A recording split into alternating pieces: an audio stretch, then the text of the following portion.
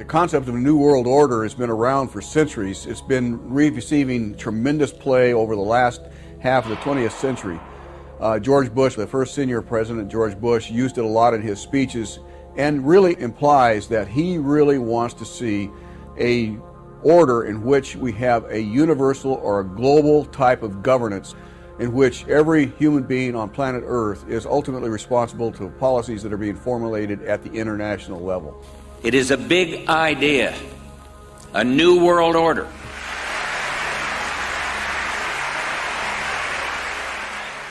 President Bush said that the New World Order was in tune, and that's what they were working for. The UN is part of that government. They're working right now very significantly for a North American Union. That's why there's a lot of people in Washington that don't care too much about our borders. They have a philosophic belief that national sovereignty is not important. It's also the reason I have made very strong suggestion that we need not be in the United Nations for our national security. It's really always the same. You go back throughout all of history, the Roman Empire, the Soviet Union, Hitler during the Nazism was always saying that it's going to create the utopia for the average person, when in fact, history always shows that it does exactly the opposite. Conquest and empire is as old as civilization. Babylon, Egypt, and Greece.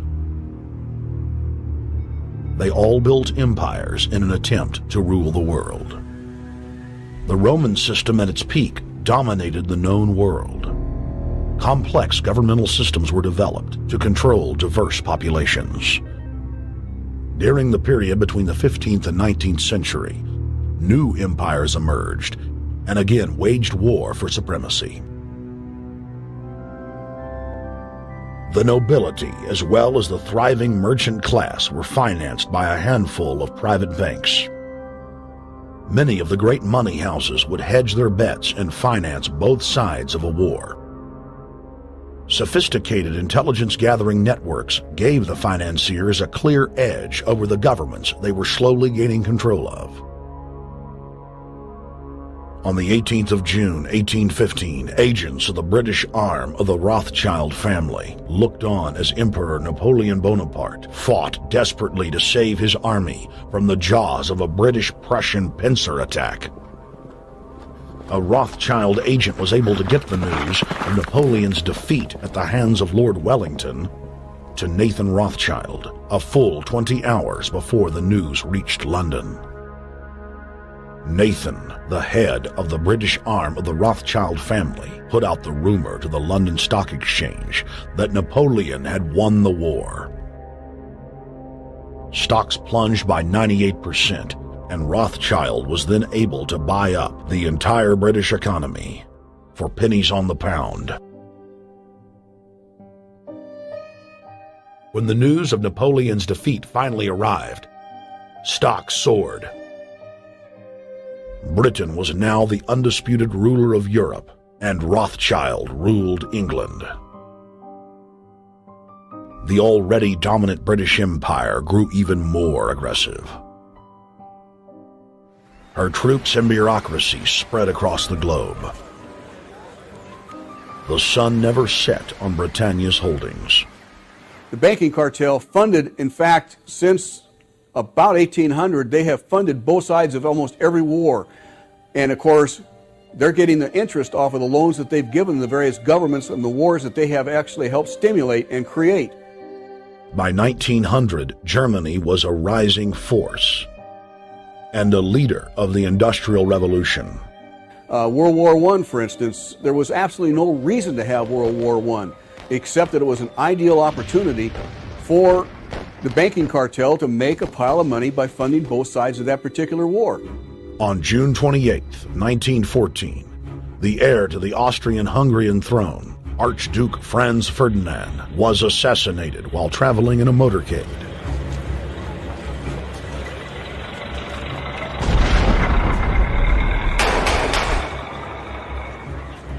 The Black Hand, a Serbian secret society with connections to French and British intelligence, took credit. World War I had begun.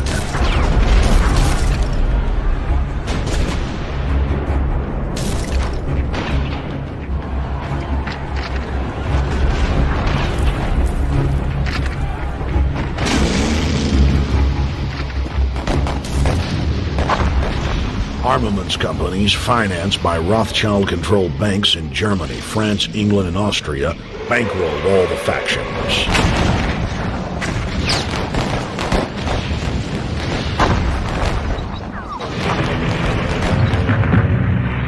At least 20 million were killed in the war. It was a conflict so terrible the people vowed to never fight again. They dubbed it the war to end all wars. Question is, why did they want war? Well, first of all, is money and power. But secondly, they wanted to create the League of Nations. They had this in their plans all along, and as a consequence, once the war was over or about to be over, they began to formulate this idea of a League of Nations so this would never ever happen again. Hundreds of years of practice made the British experts at hiding their empire behind puppet governments and councils. In the name of stopping all future conflicts, they proposed that countries would join a League of Nations. Their true intention was for the League to serve as a framework for world government. President Woodrow Wilson, who had spearheaded the establishment of the private Federal Reserve System in the United States in 1913, strongly supported the establishment of the League of Nations. Woodrow Wilson was a very naive president. He was basically a college professor that was grafted into this whole system. The League convened in Paris in 1919, but many nations recognized it as a threat to their sovereignty and refused to join. Frustrated by the U.S. Congress blocking the League of Nations, British intelligence, with the help of the Rockefeller family, set up the Council on Foreign Relations in New York City in 1921. The Council recruited the best and brightest of American life to support the growth of the Anglo-American Empire. The CFR's stated mission is to abolish all nation-states in favor of an all-powerful world government administered by a tiny elite. By 1930, the promoters of world government had split into two interlocking camps: the Fabian socialists centered in London, and the fascists based in Italy and Germany. National Socialism will use its own revolution for establishing a new world order. Adolf Hitler. Supporters of the fascists in the United States and England believed that the military should be used to quickly transform the world into a new world order. All the more sophisticated practitioners of globalism stated that incrementalism was the sure path to world domination. Congressional Medal of Honor winner Major General Smedley Butler went public in 1934, exposing an attempt by the robber barons to launch a military overthrow of the United States. The war hero testified to the McCormick-Dickstein Committee in Congress that some of the most powerful men in America had tried to recruit him to lead a military coup so they could set up National Socialism in the United States.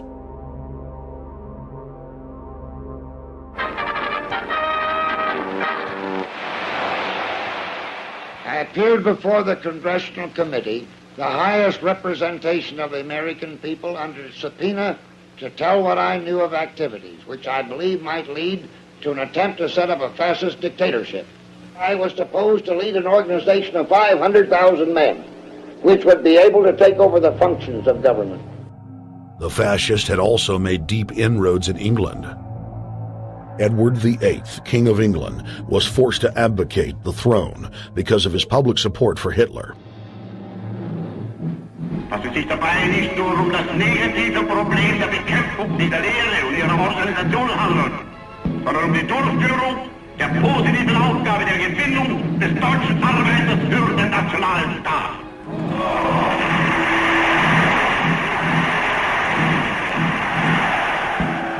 Though the German-led fascist camp was strong, the Fabian Socialist bloc was able to maintain control of the U.S., Russia, and England.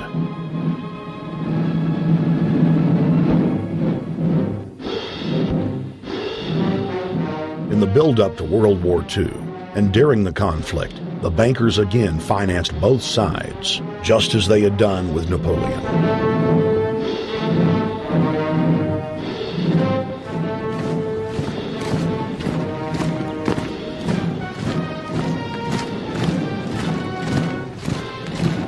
the rise and fall of the Third Reich, Europe lay in ruins.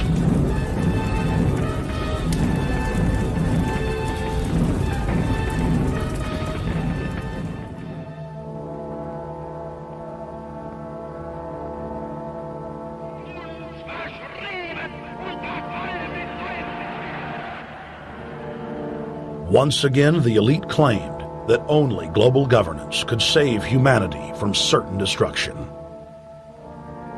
And this time, the elite would succeed in setting up their world body.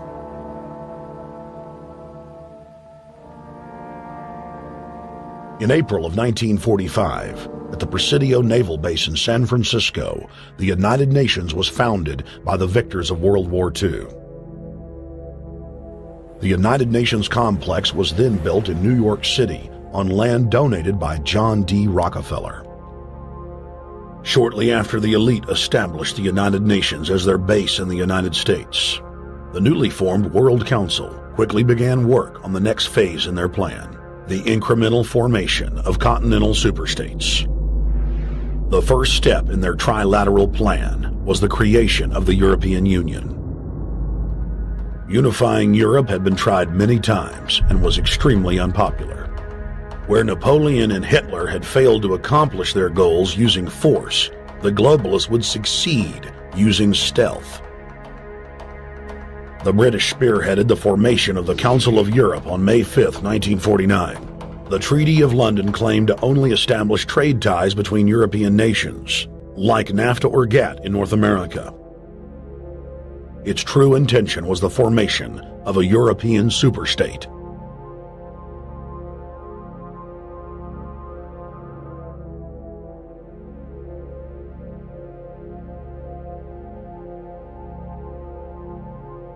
In 1954, the elite of the planet met in secret at the Bilderberg Hotel in Oosterbeek, Holland. The Bilderberg Group would later admit that their mission was the formation of the EU. Once the EU was established, under the guise of trade deals, a North American Union and Asian Union would be formed.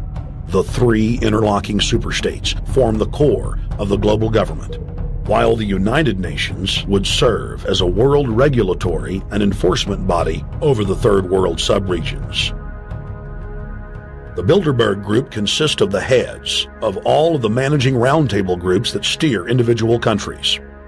Picture the elite power structure of the world as a giant pyramid, with only the elite of the elite at the tip-top of the capstone.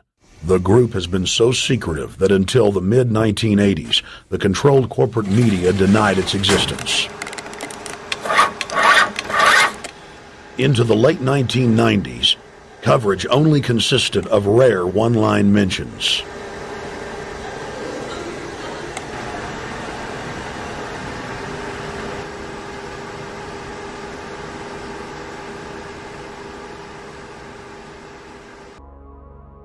We are on the verge of a global transformation.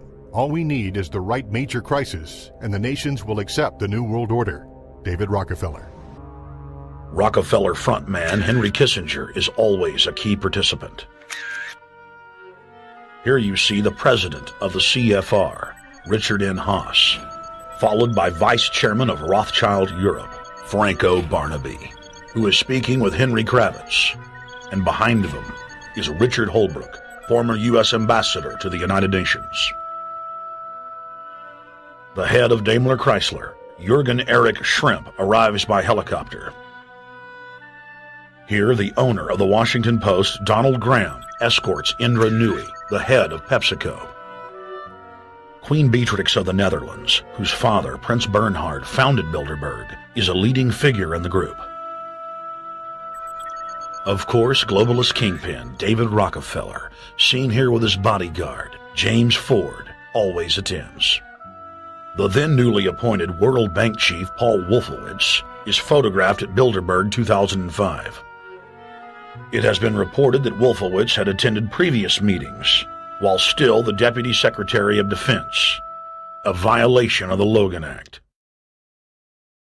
Under the Logan Act, it is a felony offense for any member of the federal or state government to meet with members of a foreign government without the express authority and authorization of the President or Congress. Put simply, it is illegal for members of the government to meet secretly behind closed doors with foreign power brokers due to the problems of corruption and espionage that it breeds. For this reason, many prominent politicians attend, but their names do not appear on the official list. Despite the Logan Act, the governor of New York's name, George Pataki, does appear on the list, and we were able to catch the governor on tape walking with David Rockefeller at Brook Street.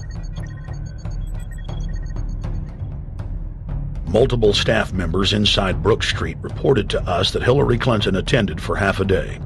Several armored limos with diplomatic plates did arrive with police escorts and offloaded their passengers in the underground parking garage out of the sight of the press. Former World Bank President James Wolfensohn sardonically stared at our cameras. I don't think I know. It looked like Chalabi, and it was a fat guy. Yeah, that was Ahmed Chalabi. Yeah. Oh my God! Then they're really going to attack Iran.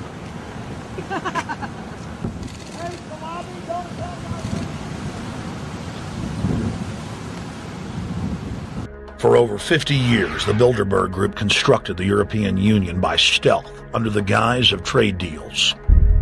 Now the elite are using the same secretive program to complete the North American Union. But this time, superstate integration is on the extreme fast track. International agreements like NAFTA, GATT, and APEC were just stepping stones in the formation of the NAU. The North American Union was officially born at Baylor University in Waco, Texas, on March 23, 2005. The leaders of the United States, Mexico, and Canada told the press that they were only meeting to discuss trade. It soon leaked that a secret meeting had been held during the Security and Prosperity Trilateral Summit. The three governments had refused to release the secret agreement to the people. In September of 2006, their treasonous operation was blown wide open. From September 12th to September 14th, in Banff, Canada, hundreds of elected and appointed government leaders from Canada, Mexico, and the United States met in secret. On the last day of the conference, someone inside the secret North American Union Forum leaked the agenda. The front pages of newspapers across Canada carried the story. The Judicial Watch Foundation submitted Freedom of Information Act requests to obtain the full agenda and minutes of the secret assembly. Many federal agencies refused, citing national security. The foundation finally succeeded and did receive thousands of pages of documents. The documents marked unclassified are the blueprints of a shadow government ruling by bureaucratic and executive fiat. The pages chronicle an already operating North American Union. Transportation, law enforcement, agriculture, regulation, banking, manufacturing, construction, education, immigration, and even the military are being merged with no input from the people or their elected representatives in Congress and Parliament. One of the first items on their agenda was to stress how important it was that their plan, quote, be carried out by stealth. The controllers also talked about exploiting the public's fears of climate change to push a continent-wide tax to fund the new government. Globalist tool Robert Pastor is incessantly paraded on the world stage as the man behind the North American merger. When he testified before Congress, he pushed the idea of a continental security perimeter that erases national boundaries and merges the security apparatus. The best way to secure the United States today is not at our two borders with Mexico and Canada, but at the borders of North America as a whole. In fact, the North American Command, based in Colorado Springs, Colorado, was clearly running the meeting in Canada. For the past decade, the Pentagon has been training with Mexican and Canadian forces and has openly discussed using them inside the United States for disasters and to quell domestic unrest. There are already over 100,000 non-U.S. citizens serving in the U.S. Armed Forces.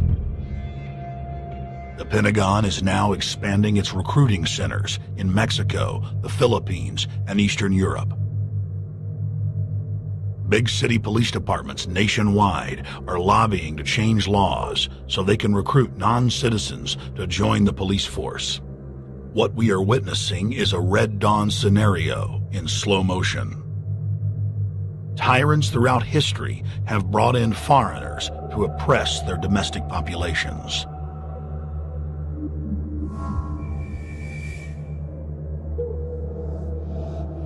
When their coup by stealth was exposed, the three governments went into damage control mode.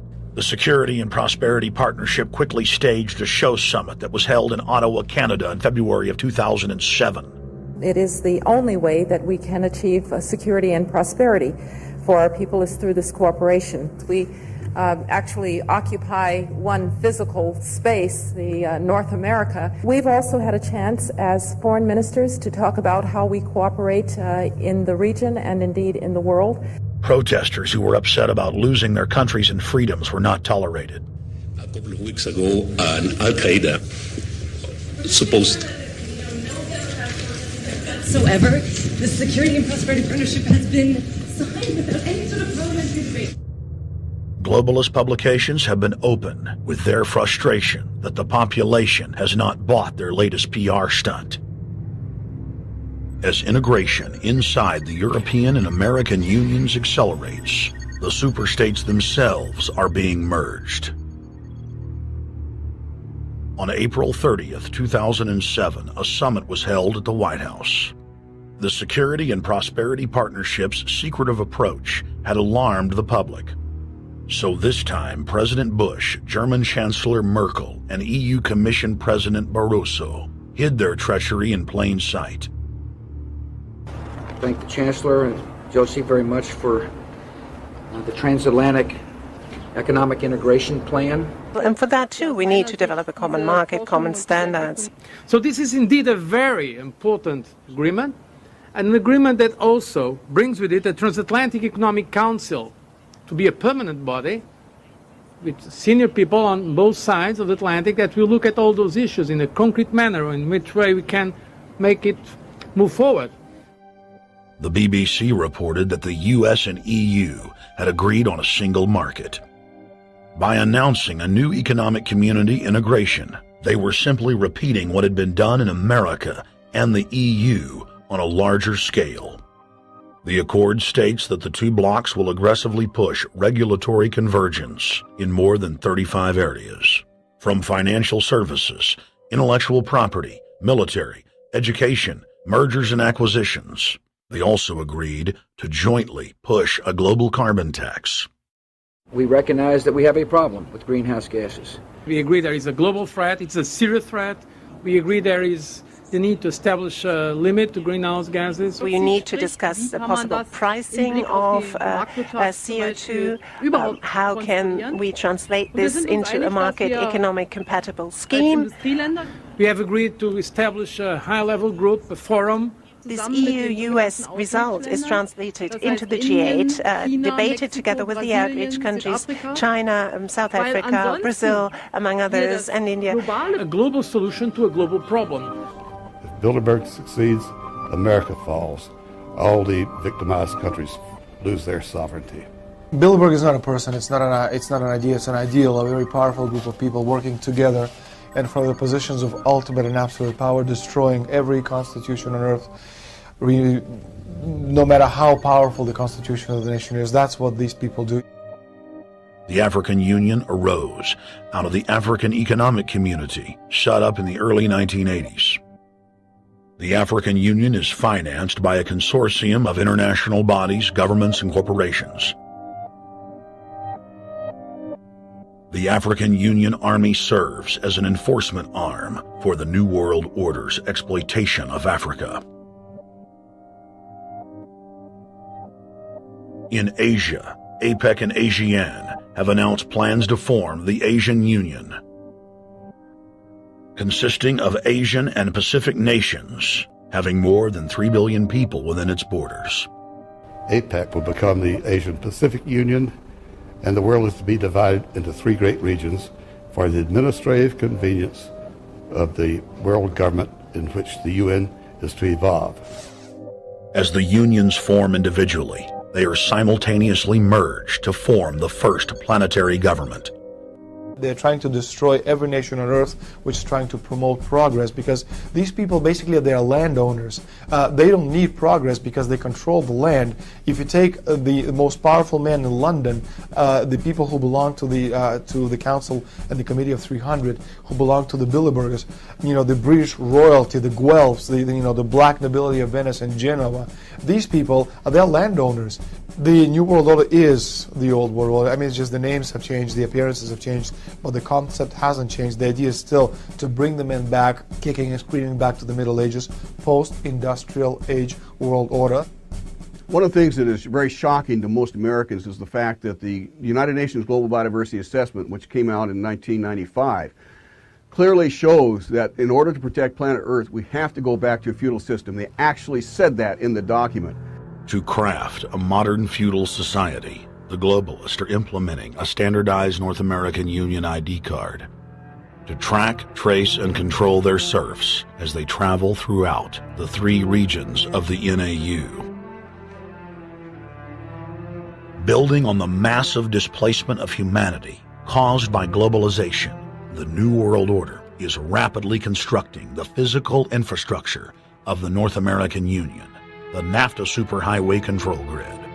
They turn it over to a foreign company in Spain, which was controlled by Don Carlos Understand, a notorious socialist, and they get the tolls on Texas land for 50 years.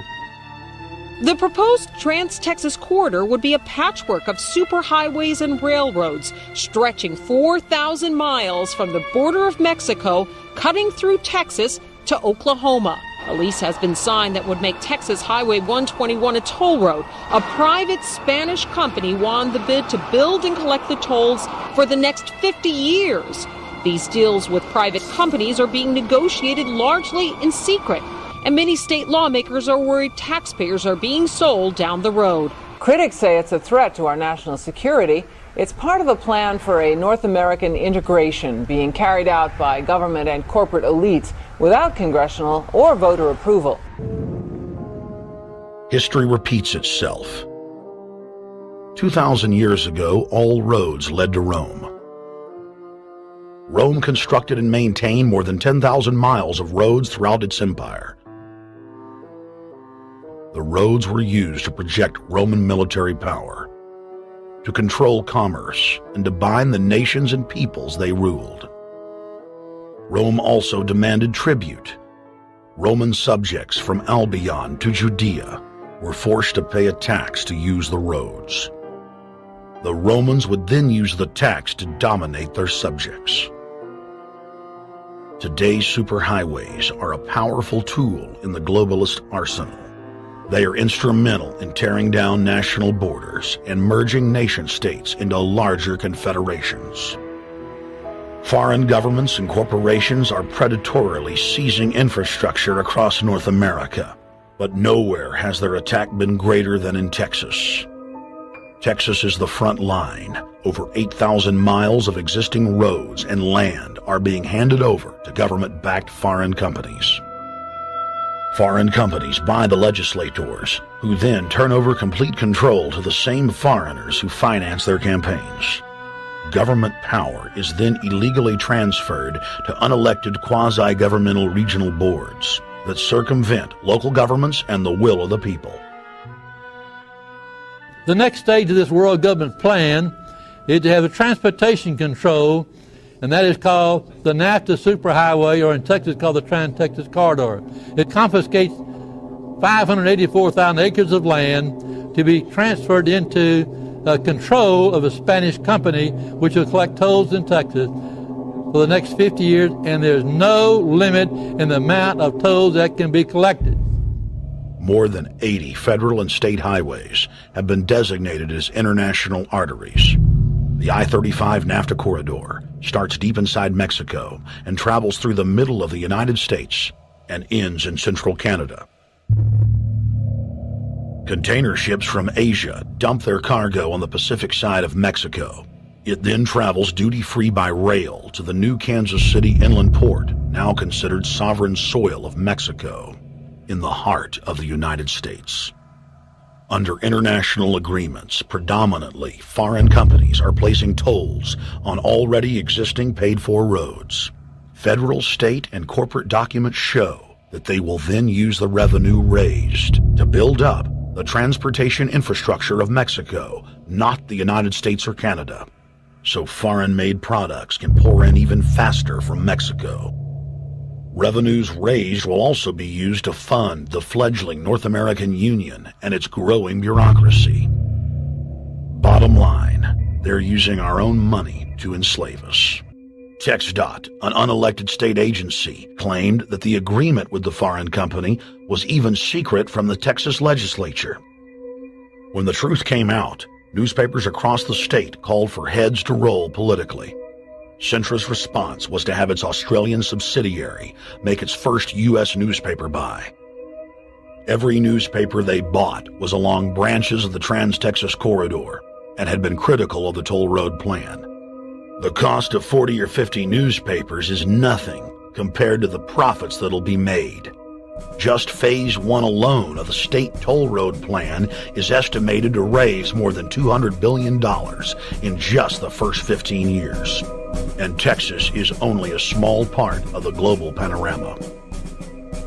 A combine of transnational companies is aggressively consolidating public finance infrastructure worldwide, and the same interests are erecting a world government according to their rules.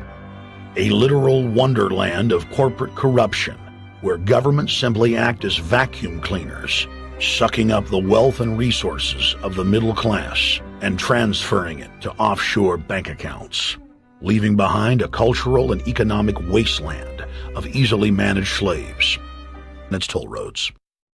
As the people learned of the threat, they got angry and took action. Our ranch is part of the original Spanish land grant, and I would love to not have to give it back to Spain.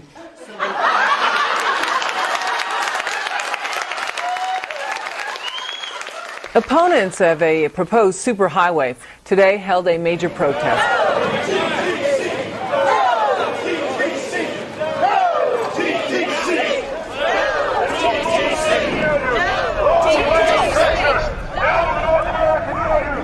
A majority of Texas counties have voted to resist the plan for a North American Union and have vowed to block the construction of its infrastructure.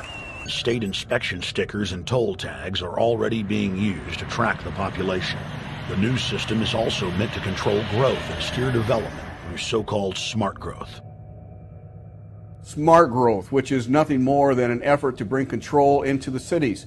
You have the Rewilding of America and the Wildlands Project, the Convention on Biological Diversity, which is to control our rural population. Toll roads on interstate highways nationwide are walling off exit ramps to small towns and rural communities, and are creating ghost towns by design. This trend is accelerating under the NAFTA highway system and is meant to rewild more than half the country. All of these things are designed to bring more and more control to bureaucracies rather than to the independent individual, the sovereign individual of this nation.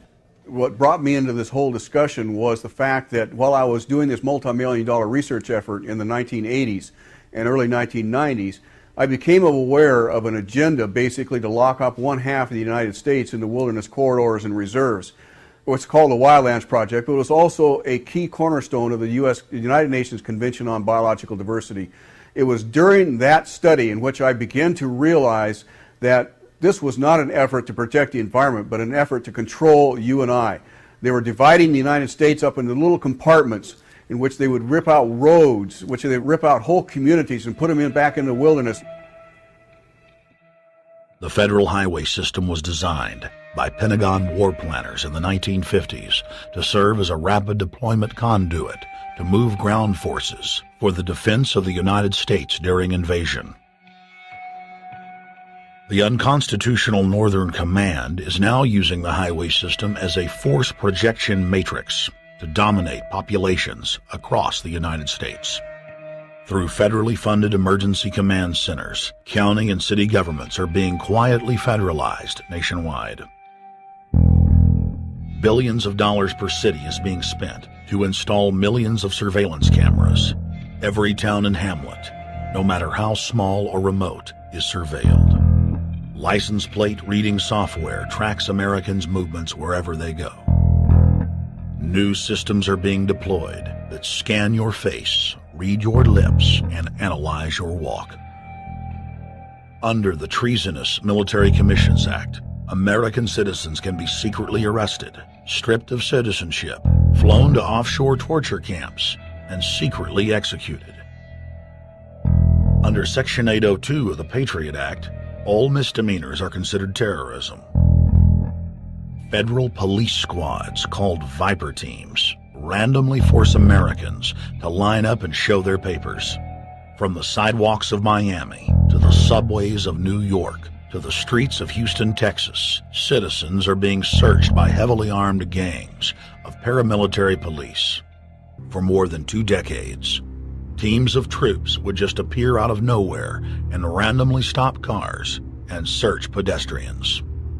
The acclamation accelerated with regular Army searching bags at the Super Bowl and the Kentucky Derby, as well as other high-profile events. Then President Bush signed a Defense Authorization Act, which radically increased the funding for the already bloated shadow government. In the act, the executive branch formally announced that it was preparing for domestic insurrection and went on to preemptively strip the state governors and legislatures of their powers. The federal government is openly announcing that it is the only authority as it treats the people and the states as enemies. Then on May 9th, 2007, President Bush unlawfully granted himself new powers, and the presidency officially became a fiat dictatorship. In the past, continuity of government has been shared by the legislative, judicial, and executive branches of government. Now, all power resides with the president. For the smallest of reasons, including, in the document's own text, any incident in the world, regardless of location, that affects population, infrastructure, environment, economy, or government functions can trigger, at the president's will, total martial law. It is important to add that the president is merely a puppet of the global crime syndicate and may not use the new powers, but simply pass them on for use by future puppet administrations. The elite are monopoly men. They seek to create monopolies and dominate populations through the barrel of a gun. In their writings, the leadership of the New World Order has continuously heaped praise on the corrupt communist Chinese model.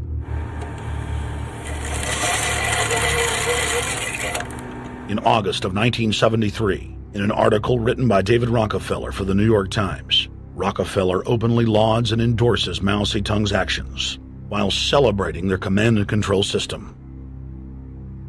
Whatever the price of the Chinese Revolution, it has obviously succeeded not only in producing more efficient and dedicated administration, but also in fostering high morale and community of purpose. The social experiment in China under Chairman Mao's leadership is one of the most important and successful in history. David Rockefeller, New York Times, August 10, 1973. Communist China is the model, planned society for the New World Order. China has received more United Nations awards for its policies and form of governance than any other nation. In the eyes of globalist planners, authoritarian China is the future. China adopted the dreaded one-child policy due to lobbying from a consortium of eugenics organizations, which includes Planned Parenthood and the United Nations. Couples that have more than one child face heavy fines and imprisonment. The practice of forced abortion in China, coupled with the cultural desire to have a male child, has plunged China into a deepening crisis